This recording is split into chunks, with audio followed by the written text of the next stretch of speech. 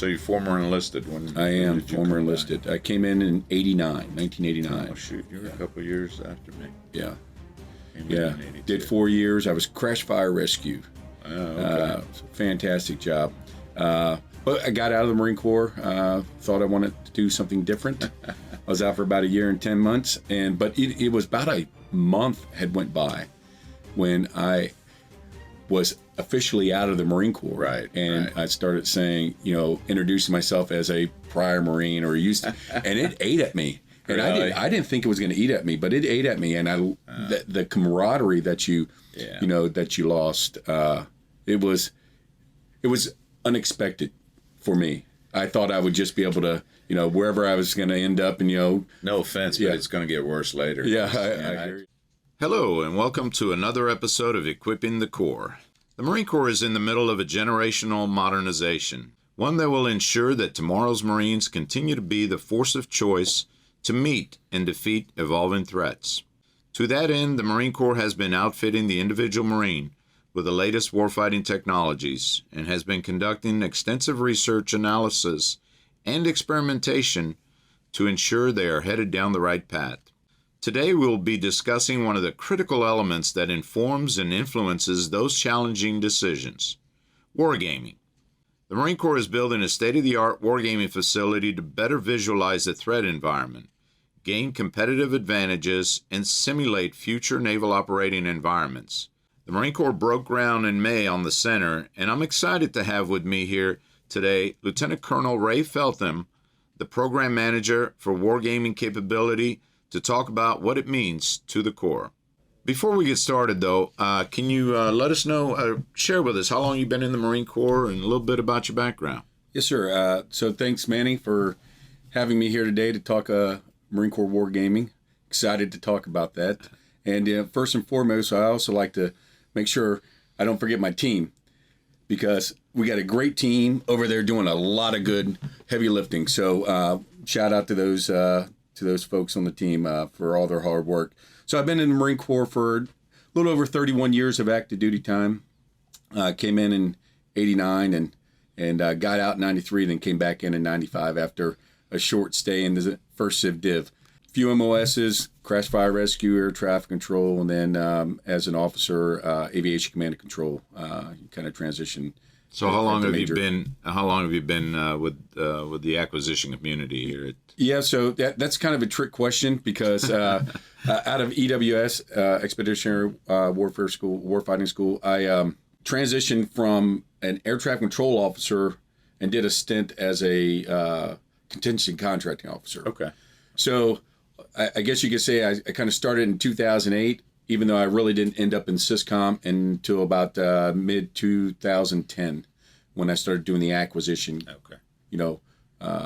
kind of thing with ground-based air defense. Yeah, it's just we have a lot of people who come through here to be a subject matter expert, do a couple years, and go back to the fleet and do all those exciting things, and then they come here and realize there's some exciting stuff here.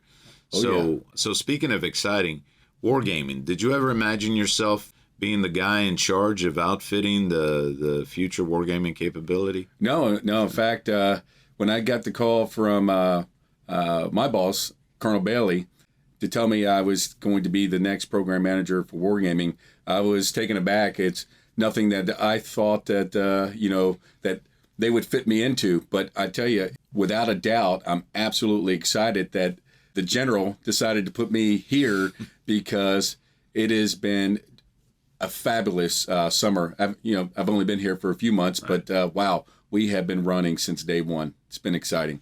Yeah, I mean, the Commandant started his Force Design 2030 a couple years now, and he's hammered home several times the critical componency of having a wargaming capability, particularly here in the NCR area. I was wondering if you could just take a minute. So in my mind, I envision, and again, maybe I'm an old timer, but wargaming takes me back to the days where you got everything laid out on a sand table, and you got blue teams, red teams, all these things, right. And you're, as a matter of fact, I believe I read in General Mattis's book, he was describing how they did wargaming while they were at the beginnings of Afghanistan. It was really, basically a sand table, Legos, things of that sort to get.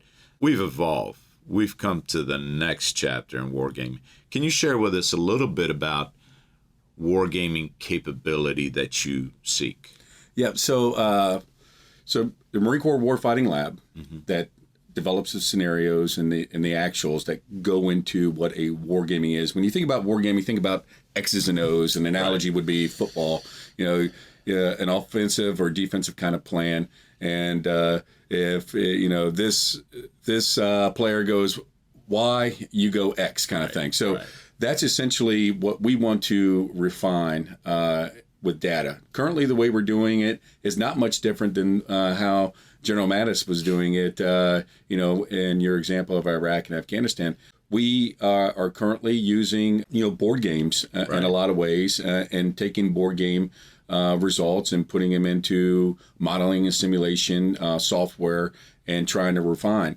This capability, the Marine Corps Wargaming Analysis Center, the MCWAC, often referred to, is really going to take us into 21st century because the amount of data that we're going to be able to consume, both unclassified and classified data at the highest levels. Right. It's really going to inform decision making through validated and verified modeling and simulations that take place with AI really kind of assisting on ensuring that the way ahead is fully informed, whether the way ahead is influencing a CONOP or influencing, a certain capability that we here at Syscom are instructed to acquire. And then obviously the O plans. So it's going to be the revolutionary step. The operational plans that you're absolutely. talking about. Yes, sir.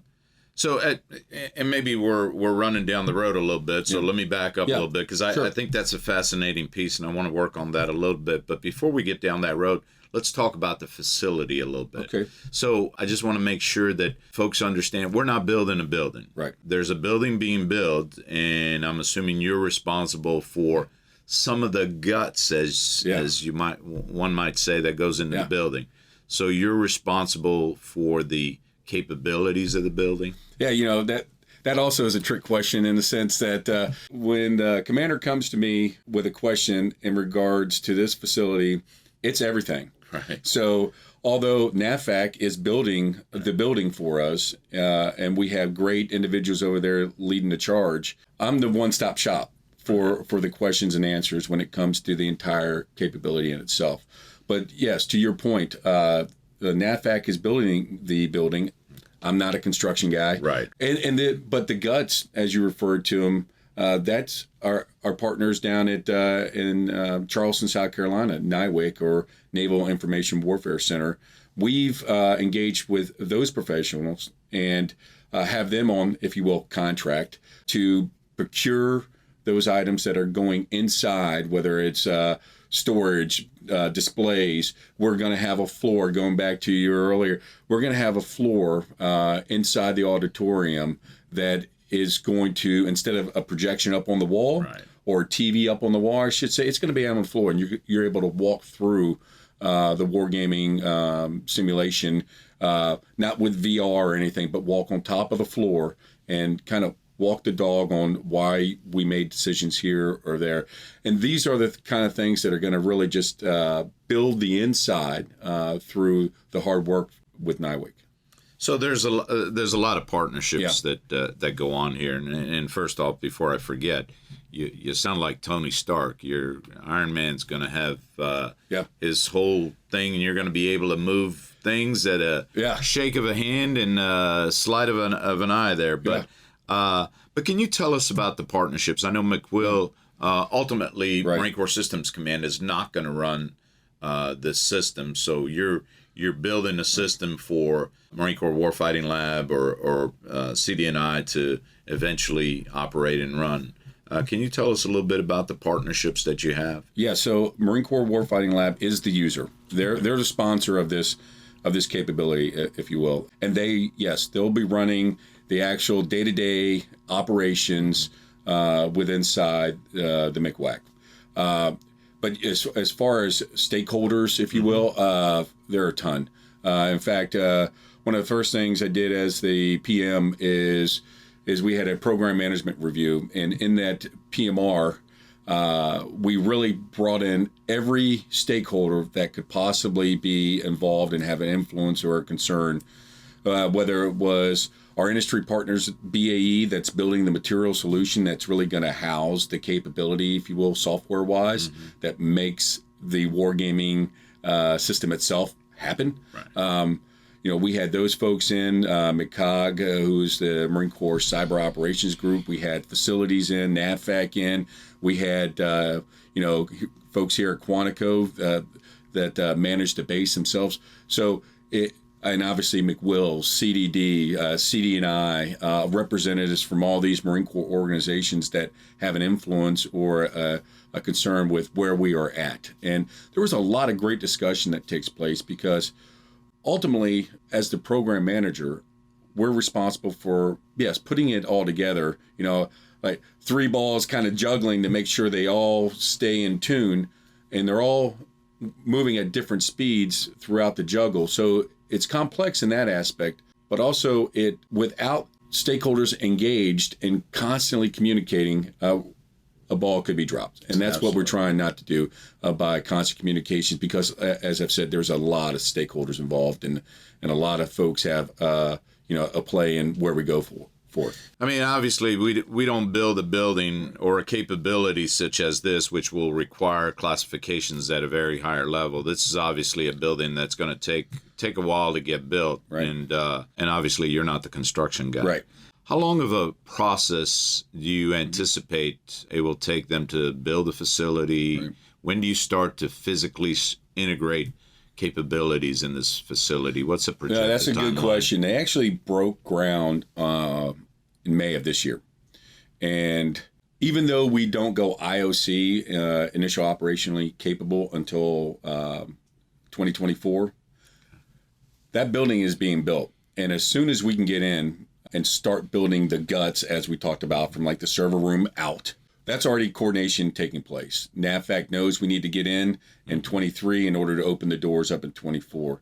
Right. So we'll be in 23. Our partners, NIWIC, are leading the charge to make sure the installation takes place and the testing associated that takes place.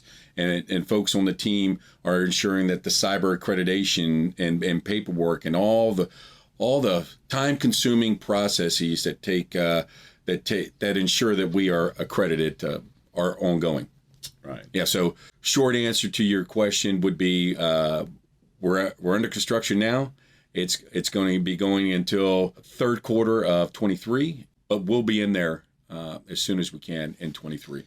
So if you're not going to get in there until 23, somebody like me who knows nothing about it would say, well, you're just sitting back for now. Now's your slow time. You don't have a whole lot to do now. You're just planning. Yeah. Or can you give us an idea of what your world is like now? Yeah, we are running.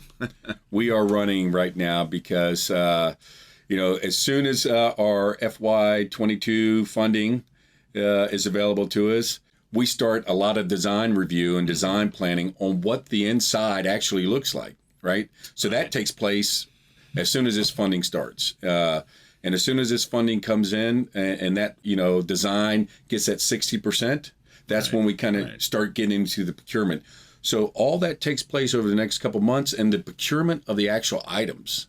Mm-hmm. And if anything we've learned in COVID over the past year is the impact on the supply chain. Right. And that supply chain has been, delayed from originally on these kind of IT kind of items, 2 to 3 months for the amount of stuff that we're buying, you kind of have planned on. But with COVID, we now have, that timeline has been exacerbated to 6 to 8 months. Yeah, I mean, a lot of these industries have issues with their chips and things of that sort. So it all boils down to electronics. Semiconductors, microchips, all these things that build. I mean, heck, if you want to get a PlayStation right now, and that came out in November of last year, and Best Buy and all these other places still can't put them on the shelf because they can't build them fast enough because the chips aren't available. So that's having a direct impact on us too, because industry wants all this stuff, all this goodness, but so do we. So it's going to take 6 to 8 months to get the stuff that we need to start building the insides of it.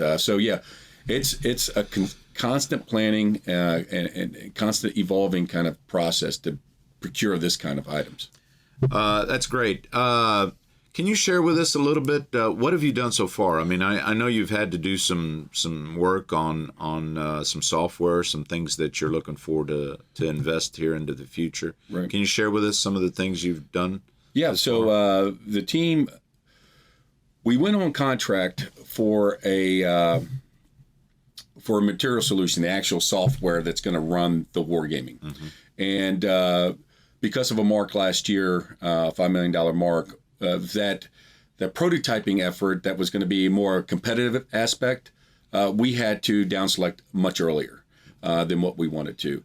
So that's when BAE rose to the top of the competition that was going on. So over the past year, they've been developing a software solution, and June of next year, or of 22, we actually start testing the material solution that they've been working on since January.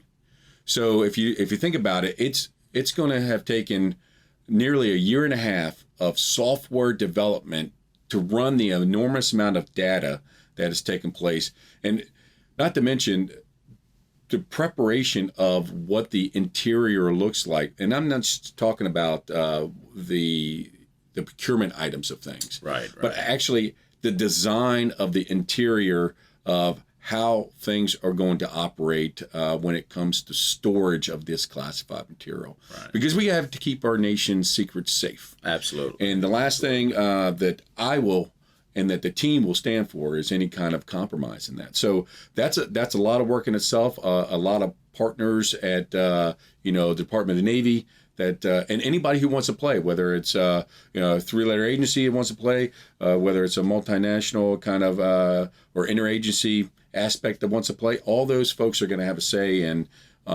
ensuring that their data is safe. So we have to make sure that we meet the highest standard on that. So a lot of work already being done when it comes to cybersecurity. So two things I want to focus on here a little bit. You talked about marks, and we'll get to that in a little bit, but can you give us an idea of the importance of this capability? I mean, I know the other services have wargaming centers, but you just mentioned the ability of other agencies to come in and do what they need. So is the Marine Corps envisioning a wargaming capability that's available to the government as a whole? Oh, no, thank you for that question, because I'd be remiss if I didn't bring this up. And this is going to be a 100,000 square foot building.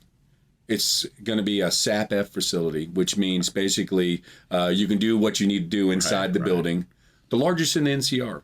Okay. So, and the Marine Corps is not looking at this as a Marine Corps only asset. Okay. This is a national capital region asset. And what makes it different than the other services who are doing great work? But what makes this different is one service may be focused on the air domain. One service may be focused on the sea domain. We're focused on everything. This is going to cover cyber. It's going to infuse understanding in all domains: space, air, undersea, sea, and land. There's not another facility that's being built or has been built that is going to do all those domains. Wow. And let's not forget EW, electronic warfare. Those kinds of impacts that we're going to be able to influence understanding on our decision-making process is going to be huge. In fact, the other services are coming to us, and they're pacing with us on what we're doing, because they see the need on expanding their domain understanding from that single kind of domain, and some maybe having two, but really expanding out to where that next threat is, or maybe coming from. So it's interesting you mentioned that, because in the COVID environment that we find ourselves in, and everybody doing everything remote and telework and this, that, and the other thing, what I hear you saying is that the ability to bring folks together from the National Capital Region, drive them down 30 or 40 minutes from D.C. and putting them in an auditorium or a room that runs a major exercise. Yeah. You're going to have, I'm assuming, the capability to inject different things into these exercises, so these leaders can look at what's in the realm of possible. Oh, absolutely. In fact, just a small small example. Let's say you plan to use a radio in a theater, and we're going to be able to have the data to tell you what that coverage would be, whether it's a month from now or 2 years from now, with respect to data associated with NASA. That's going to be able to tell us, hey, there was a solar flare probability of X. Did you consider that you wouldn't have the coverage that you thought you were going to have? So, small example of something that the enormous amount of information is coming in both on the unclassified side and the classified side that's really going to influence the decision-making process. And, you know, someone will come down here and use this facility at the highest level, while others maybe are training at a lower level. Right. And we're going to be able to section those kind of classifications off of each other. Right. So where there's no probability of spillage, a zero. So there's a lot of information out there. I mean, I got family flying in, and I can track their flights with my, smartphone, or, get a beat on when exactly I need to be at the airport. Right. I'm assuming you're trying to take advantage of some of the technology that currently exists out there. Are you doing anything with, you mentioned air, water, domain. Are you doing anything that infuses some of that information that already exists? Yeah, and we are. And in fact, that's really the crux of the wargaming material solution that BAE Systems is building for us. The ability to, because there's going to be an enormous amount of data coming in. Right. And data is key to our AI, artificial intelligence. The more data, the more precision. Obviously, all models are wrong. Some are useful. We've all heard that saying. But the more you refine that model and you run that model, you take that and you run it and you run it and you run it until your probability of error decreases to an acceptable level for a particular mission. So, yes, all that's going to be achieved. Obviously, industry is a key player in what you do. Right.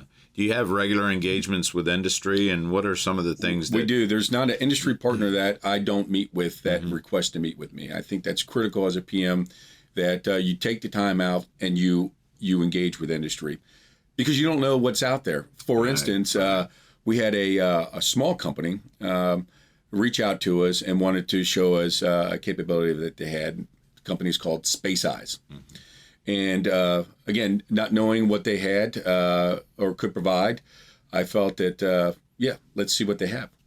And what they showed us through just unclassified information, the sources that they were pulling from, satellite sources and other kinds of tools that infuse into their dashboard that would be available to us, and all that information, or the dashboard itself, or the information that they're providing, they were tracking where every ship was. Oh, you want to turn off your interrogator on the ship, because every ship above a certain size has to emit a signal, right? Tracking, whatnot. So ships that are not doing things that they're supposed to be doing, turn that off. Well, they have the ability to show us those ships where they were at, even though it's supposed to have a ping. There's no ship there, but there really is a ship there. So the amount of information just that small industry partner can bring to the game was fascinating. So yeah, we will continue to, when it's time, to infuse that kind of information into the wargaming, the wargaming solution. We're going to make sure that we have that kind of information available to those decision makers. And I think the other thing that's important to understand is that although we may have a requirement for something, it doesn't necessarily mean we can run out to Amazon or whatnot and pull that something off the shelf. So I'm assuming you have to spend time kind of working with industry so that they can focus their efforts on bringing the things that you have, or the things that you need to get the job done. We're going to be going down to ITSEC, which is in November. Okay. But that is an opportunity that I'm going to take to tell an industry what our shortfalls are. Because, there's going to be a list of them. And without industry and the experts in the industry to help us understand what's out there and what they can do, they're not going to know what to bring us to the table. So that's incumbent upon me to make sure I express those shortfalls that we have that industry knows to address. Do you think a lot of the capability that you're able to feature is capability that currently exists? You just wanted to do certain things for... Well, I'll say... do you think a lot of this capability is capability that industry is going to have to develop? I say a lot of it is information that's out there. Again, whether it's unclassified or classified data. Right, right. The problem is, and the complexity is infusing all that together. So again, going back to my earlier example of Space Eyes, they've infused a lot of this shipboard, large tanker type information already. So that's out there. Our team didn't know about this. They brought it to us because they thought it would be useful. That's, again, where it's incumbent upon me when I'm able to, explain to industry what our shortfalls are, they can address it in a lot quicker way than we can. Yeah, I've worked on a few other programs where, we can build a vehicle and whatnot, and that's not the challenge. The challenge is when you start to integrate stuff, and the integration becomes a challenge. And so in many ways, I kind of go back to our earlier conversation. A huge part of your role is the integration of all this capability in this building or in this wargaming center that the Marine Corps is developing. I know we talked briefly a little bit. You mentioned you had a mark last year, and obviously that impacts your schedule and the things that you want to do. Are you at risk for some marks this year, and why do you think we have some of those marks? Yeah, probably we are. We do have a couple marks, and why we're at risk for a couple marks, probably, I haven't done a good enough job explaining any kind of impacts that would come out of a mark. For instance, a mark on RDT&E, if the mark holds true, is going to impact our ability to test the software that's currently being developed. So the direct impact is going to be on skilled labor, right? So if we take a mark in RDT&E, it impacts skilled labor. Therefore, it's going to add testing on FY23. Yeah. So it's going to build in a requirement to test what all that was supposed to be done in 22. Now some of that's going to bleed over into 23. The larger mark that we're facing is in procurement. And if that procurement mark sticks, we're going to delay the opening of the facility by a minimum of 12 months. Wow. Yeah, year. A whole year because of the impact of the supply chain, especially when you're talking about high demand, low density type of IT items. It takes a long time to get these things procured. And so therefore, if we get marked and the procurement dollars aren't there, it's just going to delay it a whole year. So has there been, and again, professional staffers, the committees, they work hard and trying to understand what it is that we need and when we need it. Sometimes there's a lot of confusion, especially when it comes to equipment to go into a building that may take a couple of years to get ahead. Right. Have we done anything to try and ensure that the information's out there, educate folks on what it is and when we need it? So these professional staffers oftentimes know your program better than you, right? Whether it's the dollars or the schedule. Right. And, this is where I said earlier, it kind of goes back on me that I have not articulated the schedule well enough and the impacts associated with the dollars and the budget cut onto the schedule. So we had an opportunity just this week to really inform the professional staffers that control our dollars, both in procurement, RDT&E, and NOMAN, and the service and the shipboard money, but particularly those RDT&E and procurement dollars. We were going to show them where we're at now, and where we plan to go from 22 to 24 until this new McWack facility opens up. Unfortunately, because of COVID, we've had to delay that until a future opportunity, which has yet to be determined. Again, just happened, extremely recent, but I hope that we can influence their understanding by walking the schedule with them and where we infuse the funding in to make sure that we stay on cost and on schedule. And one thing I want to make clear is the fact that these professional staffers were actually coming down to our secure facility at McWill to walk through a war game. I know we've done that in the past a couple of times.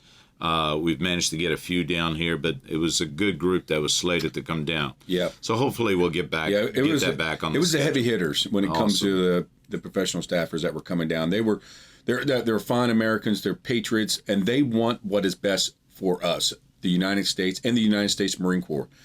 So it's interesting. You're not only a program manager, but you're also a congressional advisor. Yes. We'll throw that in on your on your billet description. Absolutely. There.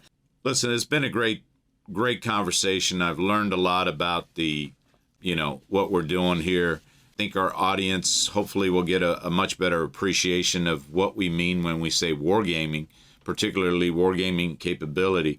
But I want to take a moment to focus on the Marines. Mm-hmm. I'm a young Marine. I'm coming to Quantico in 2025, or maybe I should take one of my kids who could come to Quantico in 2030. What are they going to see? What are they going to have the opportunity to do? Yeah, the probability of a Marine coming to Quantico, I mean, it is the crossroads Absolutely. of the Marine Corps.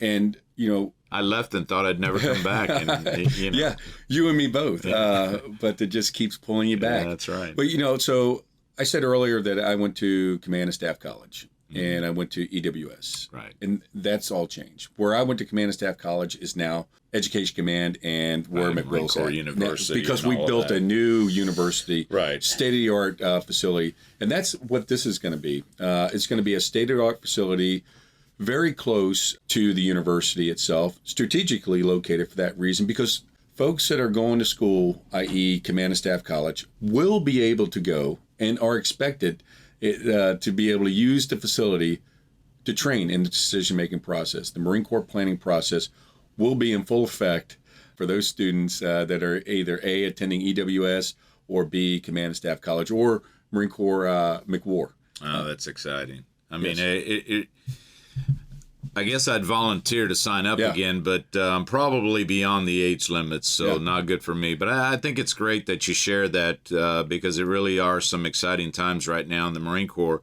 as we evolve in this Force Design 2030. Listen, it's been a great conversation, extremely informative. Thank you, So before we let you go, we got one more thing we're going to do. Excellent. We're going to do our favorite, the lightning round. All right. So here we go. What's your favorite duty station? Oh, tough one. Probably a split between Tampa down at SOCOM or Okinawa. Fantastic opportunities there. Two completely different parts of the world. Yeah, but both sunny and beach-oriented. And I thought you were going to say Quantico. I got to ask, what's a favorite TV show, book, movie, or podcast? Yeah, right now I think I would jump on Kill Chain or Ghost Fleet. One of those two, because as an acquisition individual and as a Marine, it really speaks to the uncertainty of the future if we don't get it together today, get left of the bang. So those two kind of books jump out at me. Yeah, I think we've had somebody else on this program mention Ghost Fleet. So great opportunity, folks, to get out there and get educated. If you weren't doing what you're doing now, what would you be doing? If I wasn't doing, I'd probably be spending more time with my family, probably, and traveling to destinations unknown with a beach, of course. Right. I see a theme building here, Okinawa, the beach. Yes. And lastly, this is my favorite. Yeah. If you could have any superpower, what would it be? Probably what jumps out at me being at Quantico is the ability to fly.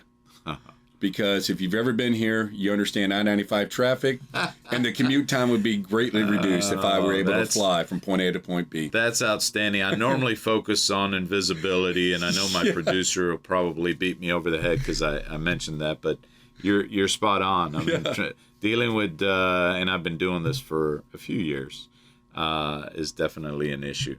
Listen, this has been a great conversation. Thank you again. Again, Lieutenant Colonel Feltham, the program manager for Wargaming Capability. Thanks for taking the time for being with us. Look forward to talking. Thank you, and thank your staff for having me. Appreciate Outstanding. it. Thank you. Well, this concludes another episode of Equipping the Corps. I hope you've enjoyed our conversation today. If so, please take a couple minutes, leave us a review, subscribe, tell your friends about us. Till next time, Manny Pacheco signing off.